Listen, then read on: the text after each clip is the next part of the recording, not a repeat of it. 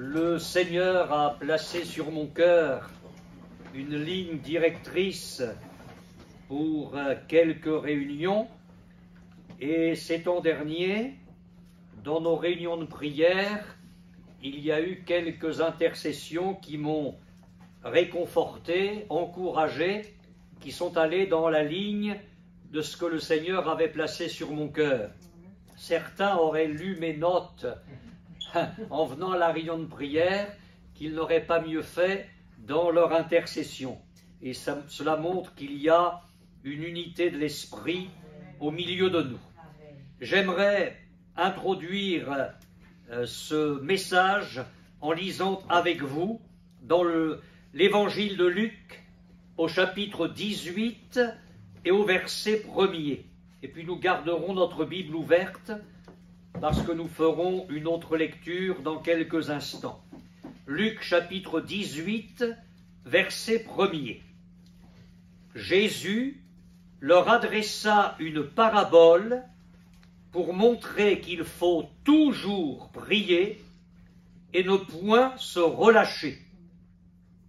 Il dit, il y avait dans une ville un juge qui ne craignait point Dieu et qui n'avait d'égard pour personne. Il y avait aussi dans cette ville une veuve qui venait lui dire « Fais-moi justice de ma partie adverse ». Pendant longtemps, il refusa. Mais ensuite, il dit en lui-même « Quoique je ne craigne point Dieu et que je n'ai d'égard pour personne, néanmoins, parce que cette veuve m'importune, je lui ferai justice, afin qu'elle ne vienne pas sans cesse me rompre la tête. » Le Seigneur ajouta, « Entendez ce que dit le juge inique.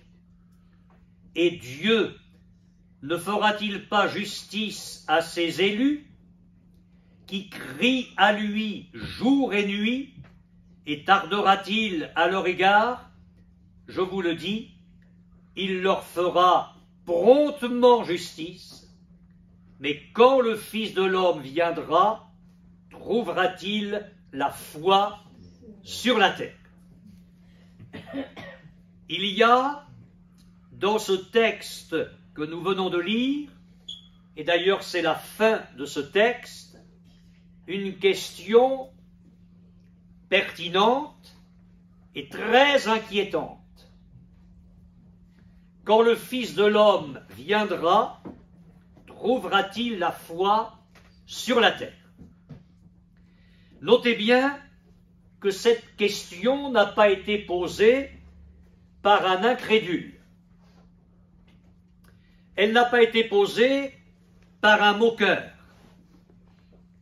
Elle n'a pas été posée par un adversaire farouche de l'Église de Jésus-Christ, un ennemi de Dieu, se réjouissant à l'éventualité d'une telle situation que la foi disparaisse de la terre. Cette question n'est pas davantage posée par un esprit pessimiste, défaitiste, par un croyant, entre guillemets, négatif, voyant tout en noir.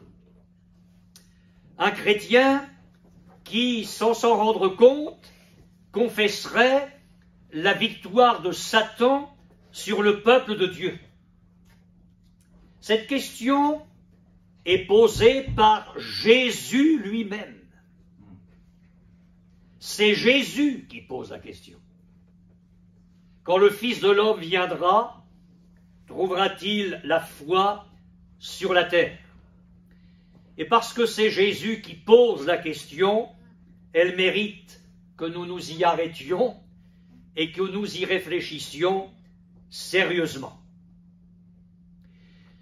Je ne doute pas un seul instant que Jésus ait terminé cette parabole par cette question avec tristesse.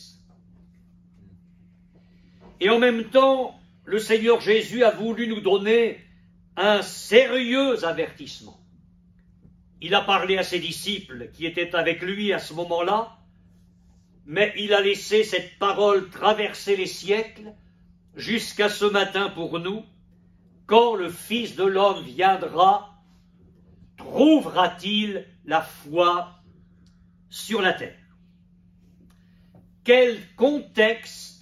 Dans quel contexte Jésus a-t-il parlé de cela? Dans les versets qui précèdent, Jésus a fait allusion à la fin des temps, à l'époque de son retour. D'ailleurs, il le dit, quand le Fils de l'homme viendra. Il faut donc replacer cette question dans le contexte des temps de la fin. Il est question du retour de Jésus. Dans cette période-là, est-ce que Jésus va trouver la foi sur la terre? Nous pourrions découvrir que Jésus vient de parler d'un état d'oubli, d'insouciance, de matérialisme, d'incrédulité, de corruption qui va se trouver dans le monde à venir. Et le monde à venir, à l'époque de Jésus, c'est notre monde aujourd'hui. Alors lisez avec moi au chapitre 17, verset 26, puisque c'est après ces paroles que nous allons lire que Jésus a donné la parabole du juge inique. Chapitre 17, verset 26. Jésus dit, « Ce qui arriva du temps de Noé arrivera de même au jour du Fils de l'homme. Les hommes mangeaient, buvaient, se mariaient leurs enfants, jusqu'au jour où Noé entra dans l'arche, le déluge vint et les fit tous périr. Ce qui arriva du temps de Lot arrivera pareillement. Les hommes mangeaient, buvaient, achetaient, vendaient, plantaient, bâtissaient. Vous remarquez qu'il n'est plus dit qu'ils se mariaient. Les temps ont changé. Les temps ont changé. Mais le jour où Lot sortit de Sodome, une pluie de feu et de soufre tomba du ciel et les fit tous périr. Il en sera de même le jour où le Fils de l'homme paraîtra.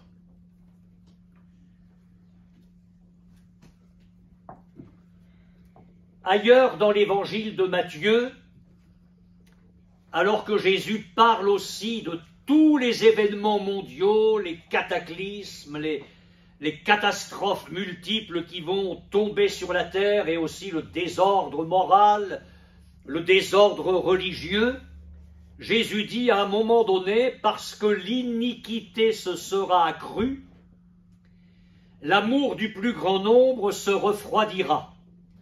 On pourrait traduire littéralement le texte grec par le fait de la multiplication de l'iniquité, l'amour de beaucoup se refroidira.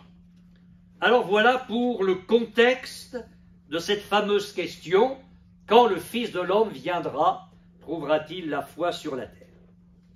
Je voudrais m'attarder quelques instants sur la question en elle-même parce qu'elle va nous permettre de comprendre le message d'aujourd'hui et, si le Seigneur le permet, les messages qui suivront. La question: quand le Fils de l'homme viendra, trouvera-t-il la foi sur la terre? Elle est précédée d'une promesse de Dieu. Jésus dit, « Et Dieu ne fera-t-il pas justice à ses élus qui crient à lui jour et nuit, et tardera-t-il à leur égard ?» Nous savons que la promesse de Dieu est certaine. Vous le croyez cela? C'est important si vous venez mercredi soir. La promesse de Dieu est infaillible. Dieu fait justice à ses élus qui crient à lui jour et nuit. Cependant, ce n'est pas comme ça qu'il faut comprendre le texte. De quoi est-ce que Jésus parle? Il y a dans une ville, on est sur la terre, il y a dans une ville un juge inique. Nous sommes toujours sur la terre, il y a aussi dans la ville une veuve. qui a des problèmes. Elle vient trouver le juge inique et elle lui dit « Fais-moi justice de ma partie adverse ». Et vous remarquez que le juge inique ne répond pas tout de suite. Il ne fait pas promptement justice. Elle va devoir venir et revenir et revenir et revenir jusqu'au moment où le Seigneur Jésus dit que le juge en a assez. Et il dit, quoique je ne craigne pas Dieu et que je n'ai d'égard pour personne, néanmoins parce que cette veuve m'importune, je lui ferai promptement justice. Mais qu'est-ce que ça veut dire? Qu'il fait promptement justice, alors que la veuve a dû venir et revenir et revenir. Je vais répondre à cela dans quelques secondes. Nous sommes maintenant au ciel. Et il y a un juge qui est parfait, qui n'est pas unique. Et puis il y a les prières d'une veuve, qui est l'Église. Quand l'époux leur sera enlevé, quand l'époux est enlevé, il y a un état de veuvage. Donc il y a une veuve qui crie au Seigneur, qui demande au Seigneur de faire justice. Et nulle part dans cette parabole, le Seigneur nous laisse entendre que sur ce plan-là, la justice va être faite promptement. Je veux dire, je ne comprends plus, frère. Jésus a dit, et Dieu ne fera-t-il pas justice à ses élus, et tardera-t-il à leur égard? Il leur fera promptement justice. C'est le prolongement de l'image avec la veuve et du juge unique. Quand nous avions, en 2020, ébauché le début des versets de l'Apocalypse, je ne sais pas si vous vous en souvenez, mais quand nous nous sommes arrêtés sur le mot « bientôt », des choses qui vont bientôt arriver, je vous ai signalé que ça ne voulait pas dire que les choses allaient se faire tout de suite, mais qu'au moment où elles se font, c'est extrêmement rapide, et c'est pas pareil. Alors, qu'est-ce que ça veut dire? Que la veuve doit persévérer, persévérer, persévérer, mais au moment où le juge dit « bon, bah ça y est, j'interviens », tout se fait rapidement. Qu'est-ce que ça veut dire la parabole, la fin de la parabole quand Jésus l'applique à nos cœurs? Que nous avons besoin de persévérer, de persévérer, de persévérer, et Dieu ne s'est jamais engagé à répondre dans la seconde qui suit. Mais que, au moment où il va le faire, nous serons étonnés que tout est nivelé en un instant. Nous prendre un exemple ou deux. Dans l'Ancien Testament, le Seigneur n'a pas mis des mois à faire tomber les murs de Jéricho. Quand ça s'est fait, hein. Mais ils ont dû tourner 7 jours. Mais quand Dieu a dit c'est le moment, ça s'est fait rapidement. J'en connais un dans la Bible, sa femme ne pouvait pas avoir d'enfant. Alors il a prié. Et si vous faites bien le compte, là, dans le passage, et vous regardez bien ce que la parole de Dieu nous dit, il a prié 20 ans. Mais elle n'a pas été 20 ans enceinte après, pauvre femme. Quand Dieu a dit « maintenant j'exauce », ben, il y a eu le temps de grossesse normal, les 9 mois, et puis les enfants sont arrivés. Est-ce que vous comprenez ça? Quand Jésus a dit « je viens bientôt », il a dit ça il y a 20 siècles déjà en arrière, il n'a pas menti. Il a simplement dit qu'au moment où ça se ferait, ça va se faire en une fraction de seconde. L'Église va être enlevée dans les airs à la rencontre du Seigneur. Et en attendant, Jésus se pose la question. Parce que c'est ça que ça veut dire. Quand je vais venir, est-ce que je vais encore trouver la foi chez mes disciples? Est-ce qu'ils auront su persévérer jusqu'au bout? Est-ce qu'ils auront su s'accrocher dans les temps difficiles pour qu'au moment où les choses vont se faire si vite, ils soient prêts à ce moment-là, qu'ils soient debout quand le Fils de l'homme va paraître. Vous comprendrez alors la nécessité d'être vigilant, la nécessité de garder notre foi, et je dirais, parce que ça va être mon message ce matin, la nécessité de protéger notre foi. La protéger parce que, mes frères et sœurs, la parole de Dieu est claire à ce sujet. Il y a des dangers qui menacent votre foi et ma foi. La foi est un bien immense, on va le voir, et le diable s'attaque à cela. Et il faut que nous veillons en étant conscients qu'il y a des dangers qui menacent la foi. Par exemple, on peut s'affaiblir dans la foi. Il nous est parlé d'Abraham, le père des croyants, et cette fois je prends les choses dans le sens positif. La parole nous dit que sans faiblir dans la foi, il ne considéra pas que son corps était déjà usé, puisqu'il avait près de 100 ans, que Sarah n'était plus en état d'avoir des enfants, mais il s'est en quelque sorte accroché à la promesse du Seigneur. Il l'a serré sur son cœur. Il a cru contre toute espérance. Il a cru que ce que Dieu promet, il peut l'accomplir. Et il a eu la foi dans la promesse de Dieu. Il n'a pas faibli. Et on peut faiblir dans la foi en considérant la situation du point de vue humain. Si Abraham avait considéré son corps, il aurait dit, mais non, c'est pas possible, à 100 ans. Et ma femme, je l'aime, je la respecte, elle est belle, mais elle a 90 ans quand même. S'il avait considéré ça, il n'aurait jamais été le père des croyants et l'homme de foi que nous connaissons. Il aurait faibli dans la foi. Nous avons donc besoin de veiller sur notre foi, de ne pas faiblir, de ne pas laisser le doute, l'incrédulité s'infiltrer comme un poison, s'infiltrer comme un virus destructeur. Est-ce qu'il n'y a pas eu dans votre vie une ou plusieurs situations où franchement vous avez dit, oh bah, maintenant si je regarde ça, c'est pas possible. C'est pas possible que ça se fasse. Et c'est là où Dieu nous attend. Si c'est possible que ça se fasse, pourquoi j'ai besoin de la foi? J'ai pas besoin de la foi si c'est possible que ça se fasse. Mais Dieu est le Dieu de l'impossible. Dieu est le Dieu du miracle. Dieu aime à se glorifier quand ce n'est pas possible. Alors, nous avons dû surmonter ça, combattre le virus, nous immuniser en disant, mais non, je ne veux pas douter, je ne veux pas être incrédule, je veux m'attacher à la promesse du Seigneur, je veux protéger ma foi. Donc on peut s'affaiblir dans la foi. On peut faire naufrage par rapport à la foi.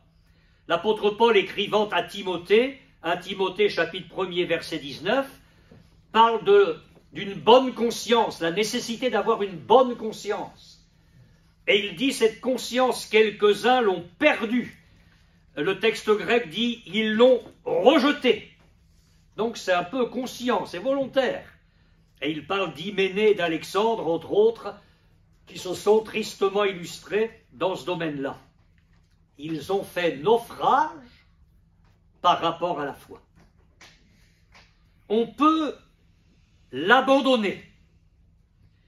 Dans la première épître à Timothée au chapitre 4, verset 1er, il est dit, sache que dans les derniers jours, quelques-uns abandonneront la foi. Et dans une conversation, je ne sais plus si c'est vendredi soir ou mercredi soir, je disais que on ne perd pas la foi. On perd ses clés de voiture, mais on ne perd pas la foi. On peut dire, chérie, je ne retrouve pas mes clés. Et le mari va dire, bah, cherche dans ton sac, parce qu'en principe, tout est dans le sac de la femme. Pardon. C'est vrai aussi pour les hommes. Alors on perd des choses. On perd son téléphone. Mais je vais vous dire quelque chose, ne souriez pas. Vous n'allez pas vous lever demain matin en disant ben, « c'est curieux, qu'est-ce qui s'est passé cette nuit? J'ai perdu la foi. » On ne perd pas la foi. On l'abandonne. C'est conscient. Il y a un processus. Il y a malheureusement un cheminement qui fait que, un jour, on est en bas. Et savez-vous ce que dit le texte grec, littéralement? Dans les derniers jours, certains apostasieront de la foi. C'est-à-dire qu'ils abandonneront les bonnes bases, les vraies bases, parce que apostasier, c'est s'éloigner de la base. Et ça, c'est conscient. Et à partir du moment où un chrétien dit « moi, je veux du neuf », des nouveautés, j'en ai assez de cette vieille Bible, de ces vieilles églises, toujours la même chose, donnez-nous du neuf, faites-nous des dieux qu'on ne connaît pas. À partir du moment où on apostasie, où on s'éloigne de la base, il ne peut plus y avoir la vraie foi, parce que la vraie foi, elle ne change pas de base, elle reste établie sur la parole de Dieu. Et la parole de Dieu nous dit, ou le Saint-Esprit plutôt nous avertit, en disant, mais attention, parce que c'est dans les derniers jours que ça va se passer. Certains vont apostasier de la foi. Il faut donc que nous la protégions. On peut renier la foi. 1 Timothée chapitre 5 verset 8, si quelqu'un n'a pas soin des siens, et principalement de ceux de sa famille, il a renié la foi. Il est pire qu'un infidèle. Quand l'apôtre Pierre a renié Jésus, on sait ce que ça veut dire. Eh bien, quand certains renieront la foi, c'est la même chose. Je passe rapidement. On peut s'égarer loin de la foi. C'est incroyable comme la parole de Dieu insiste sur tous ces dangers-là. La Bible dit que l'amour de l'argent est une racine de tous les maux.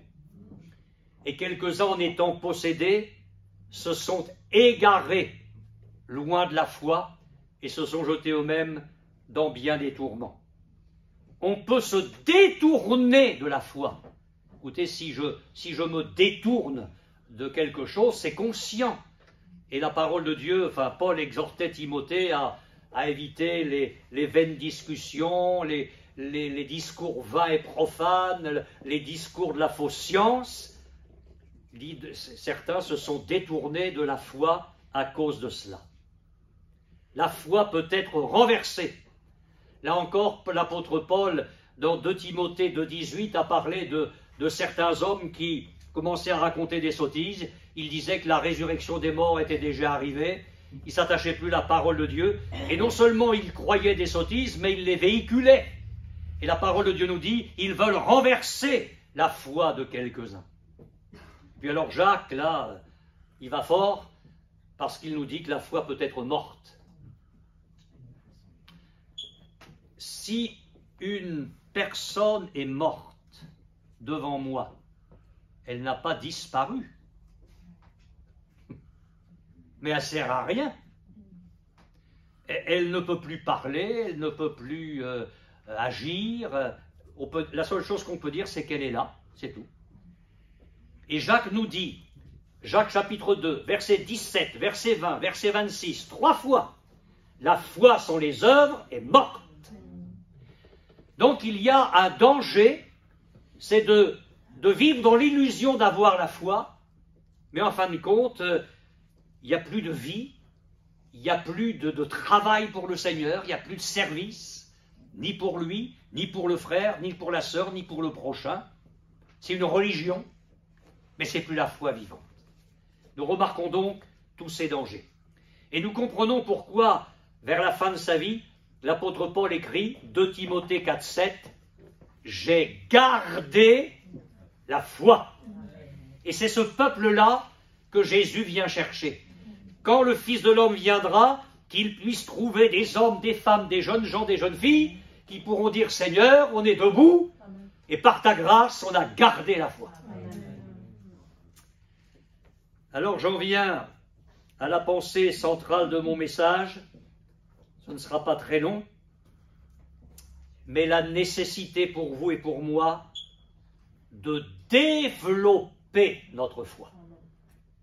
Je dis bien de développer notre foi.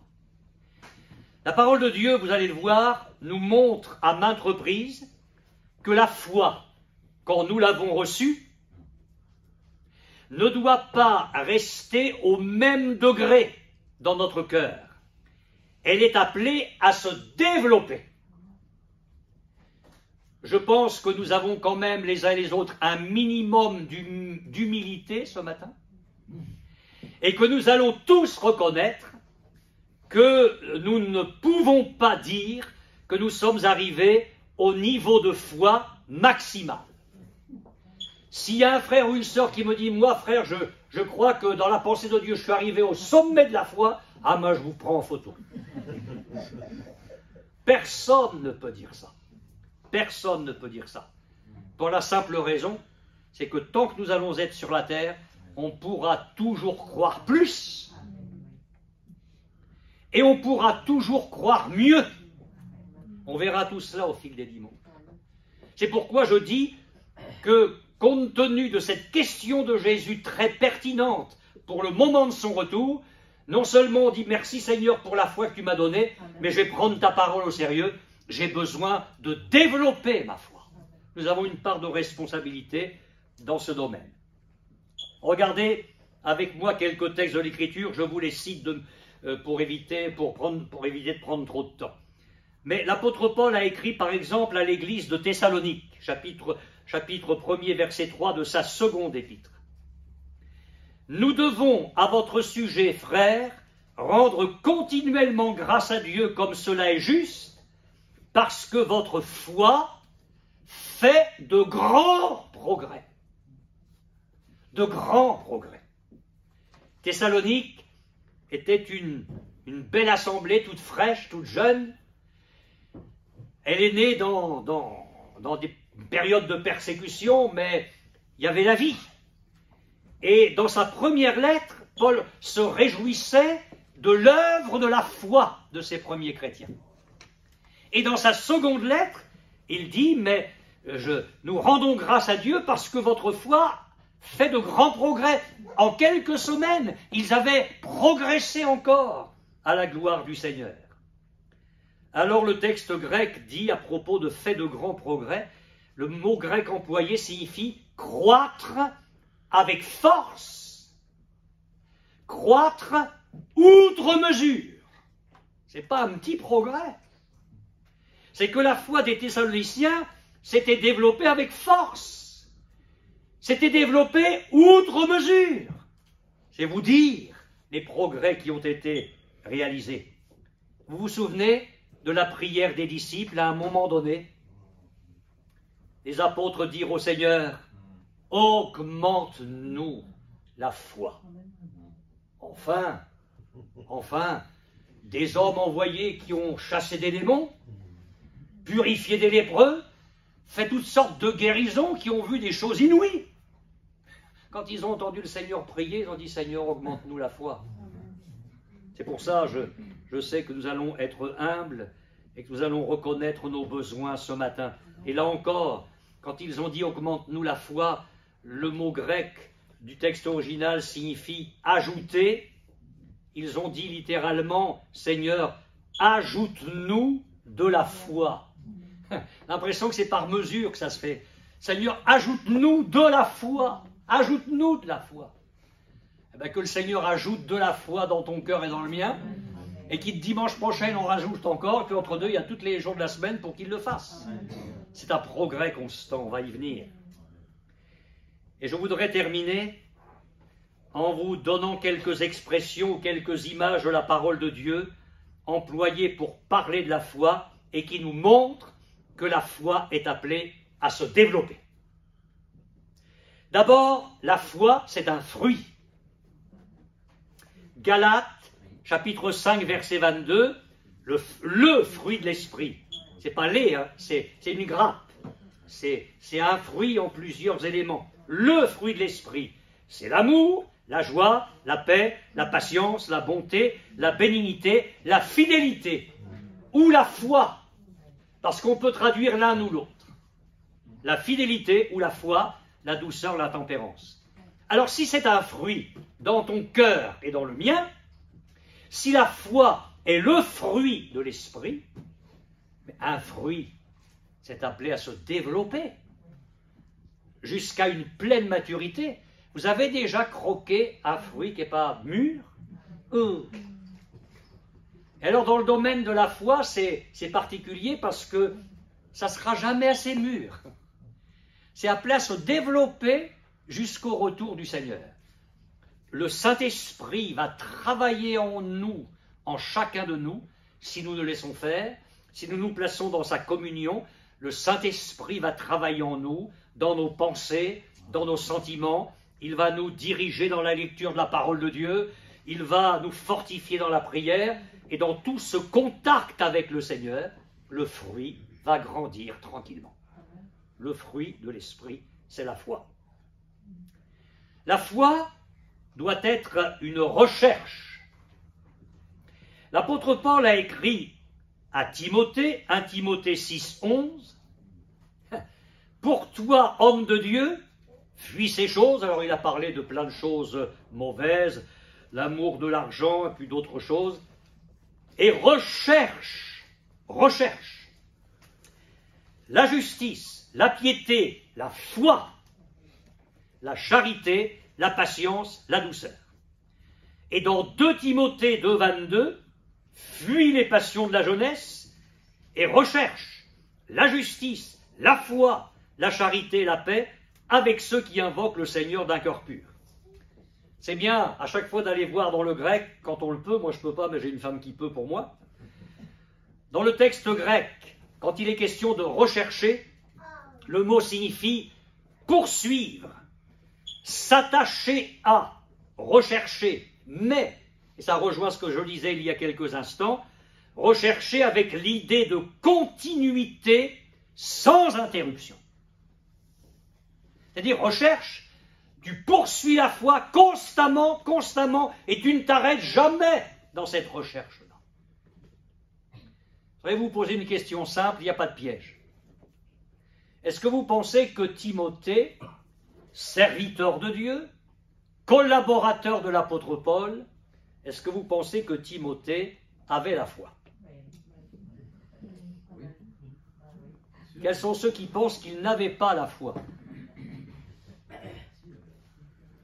Bien sûr qu'il l'avait, sinon comment aurait-il pu exercer son ministère? D'ailleurs, dans sa seconde lettre que Paul lui adresse, chapitre 1er, verset 5, il dit « Désirant te voir, afin d'être rempli de joie, gardant le souvenir de la foi sincère qui est en toi. » Bon, donc il avait la foi. Mais Paul se permet d'écrire à un serviteur de Dieu « Recherche la foi. Poursuis-la, attache-toi à la foi et recherche-la, poursuis-la sans interruption, que ce soit un objectif essentiel dans ta vie. » Alors reconnaissons que lorsque nous recherchons quelque chose, c'est que nous ne l'avons pas. Nous ne l'avons pas. Sinon on ne le rechercherait pas. Non ? Ça paraît simple ce que je dis ce matin, c'est les vérités de la palisse, ça. Si je recherche quelque chose, c'est que je ne l'ai pas. Alors quand Paul dit à Timothée, recherche la foi, c'est pas qu'il ne l'avait pas, mais Paul a une arrière-pensée là. Recherche un degré de foi que tu n'as pas encore. Recherche le développement de ta foi. Tu es serviteur de Dieu, très bien, tu es comme moi, apôtre Paul, mais on est tous en marche. Et il va falloir que tu comprennes ça, Timothée, que tu n'es jamais arrivé et qu'il va falloir que tu poursuives, que tu t'attaches et que tu recherches ça avec continuité, sans interruption. Recherche la foi. Au passage, avec ceux qui invoquent le Seigneur d'un cœur pur. Parce que si vous cherchez la foi au milieu des incrédules, alors là, je vous promets, vous n'allez pas l'obtenir ou la développer. Dans ce domaine-là, il faut choisir nos compagnies. J'espère que je ne vous choquerai pas. Même chrétienne. Il faut aimer tout le monde, il faut avoir de la communion fraternelle avec tous, mais il y a certains domaines où nous protégeons la qualité de notre vie chrétienne, et si nous voulons nous développer, alors il y a des conversations qu'on ne peut pas tenir parce qu'il y a des conversations défaitistes. Il y a des gens, ils sont montés à l'envers. Si vous leur montrez une page blanche avec un tout petit point noir au milieu et que vous leur demandez ce qu'ils voient, ils vont tous vous dire que c'est un point noir. Personne ne va vous dire que c'est une page blanche. Et dans le domaine spirituel, c'est ça. Il faut que nous nous attachions à ceux, non pas qui sont optimistes comme le monde peut l'être, mais des gens qui ont la foi et qui cherchent à avoir la foi. Regardez les disciples d'Emmaüs, ils n'étaient que 2, mais ils se remontaient le moral à l'envers. Hein. Au point que Jésus leur a dit, mais de quoi vous parlez pour être si triste? Mais de quoi vous parlez? Nous devons veiller à nos contacts, à nos compagnies. Paul dit, attention, oui, recherche la foi, mais tu la recherches, bien évidemment, avec ceux qui invoquent le Seigneur d'un cœur pur. Je voudrais vous dire encore 3 choses. La foi, c'est une source de vie. Prophète Habakkuk, Épître aux Galates, Épître aux Romains, Épître aux Hébreux, à 4 reprises dans sa parole, Dieu dit, mon juste ou le juste vivra par la foi. Tu crois et tu vis, tu ne crois pas et tu meurs. C'est aussi simple et terrible que ça.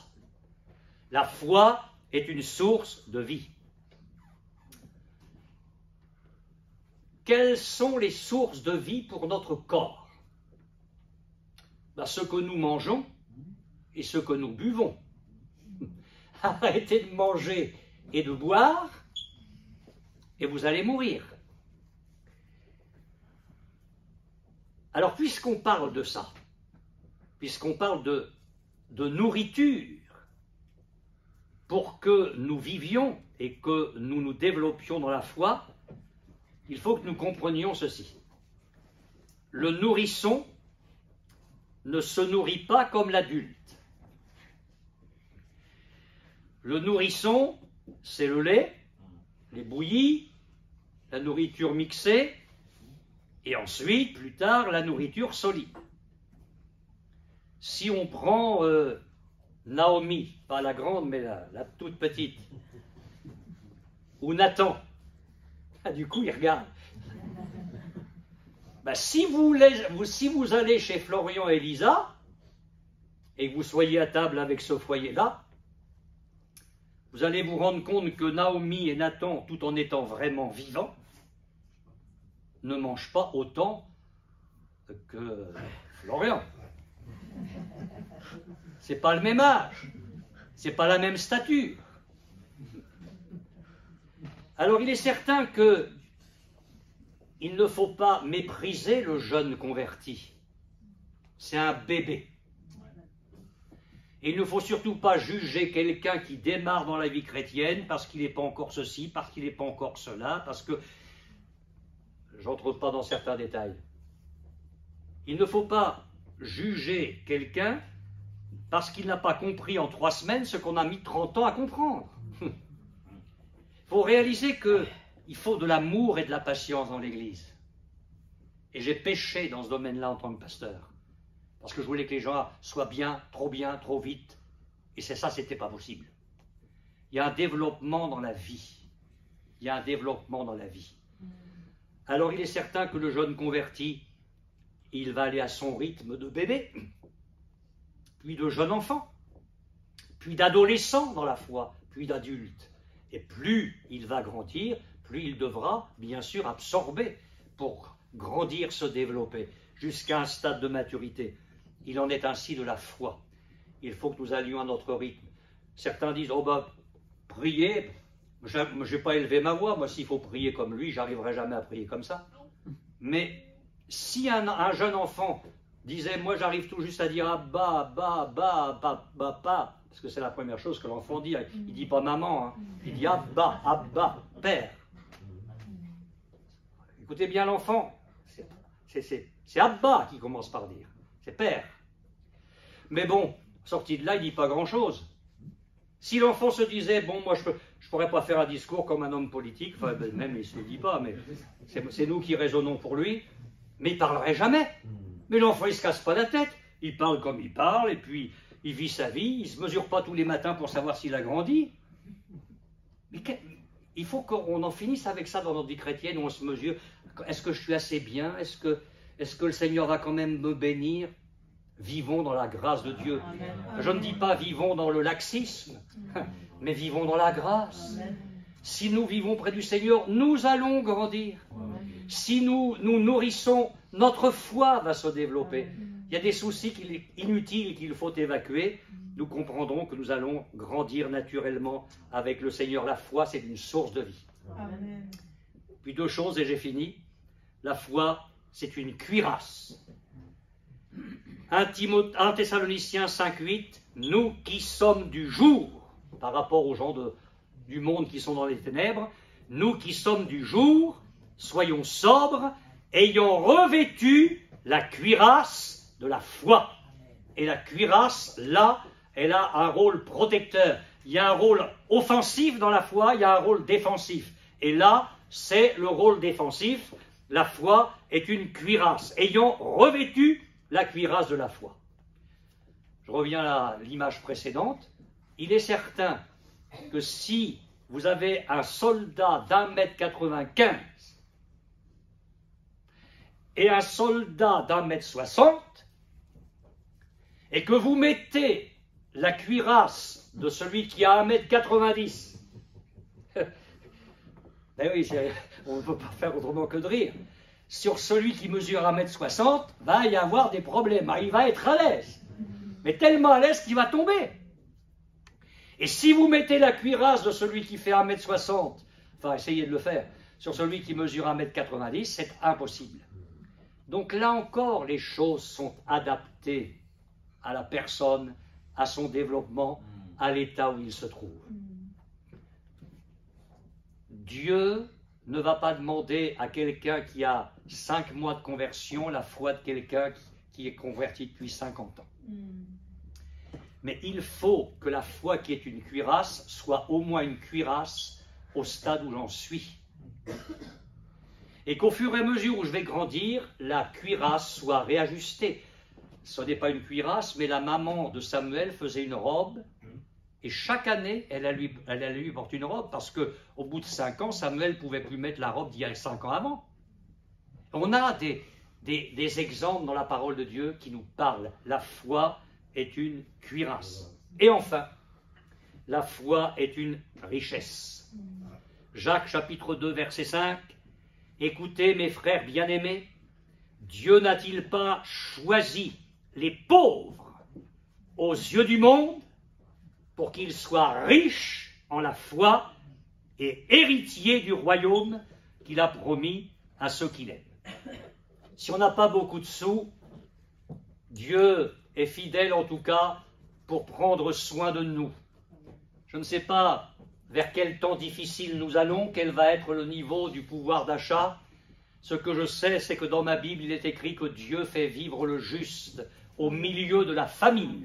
Amen. Et que Dieu saura prendre soin des siens. Amen. Ce que je sais, c'est que quand on a Jésus, on a tout. Amen. Et je sais que lorsqu'on a la foi dans ce Jésus-là, on est riche. Amen. Dieu a choisi les pauvres pour qu'ils soient riches en la foi. Vous comprenez pourquoi il est important que nous développions notre foi.